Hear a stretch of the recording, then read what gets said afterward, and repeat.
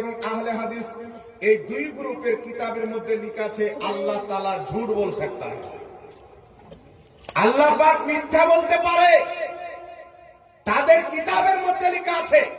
ইসমাইল দেহলভী নিজের কিতাব এক রোজার 13 পৃষ্ঠার মধ্যে লিখেছে আল্লাহ পাক মিথ্যা বলতে পারে। আর তাদের আহলে হাদিসের ইমাম সানাউল্লাহ মিসরি শামে তাওহীদ কিতাবের মধ্যে লিখেছে আল্লাহ তাআলা মিথ্যা বলতে পারে। আর আমাদের আকীদা হচ্ছে আমার আল্লাহ মিথ্যা বলা থেকে পাক, আমার আল্লাহ ওয়াদা খেলাফি করা থেকে পাক, আমার আল্লাহ জুলুম করা থেকে পাক।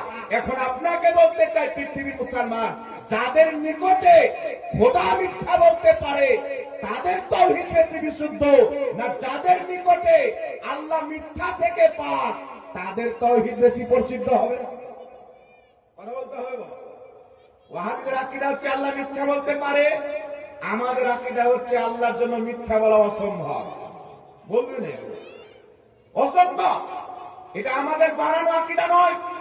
ইমাম তাহাবী রাহমাতুল্লাহ আলাইহি আকীদাতুত তাহাবী কিতাবের মধ্যে লিখেছেন, ইমাম রাজি রাহমাতুল্লাহ আলাইহি তাফসীরে কবিরের মধ্যে লিখেছেন, আরো হাজারো কিতাবের মধ্যে লেখা আছে যদি কোনো ব্যক্তি এই আকীদা বিশ্বাস করে যে আল্লাহ পাক মিথ্যা বলতে পারে তাহলে সেই ব্যক্তি মুসলমান থাকে না।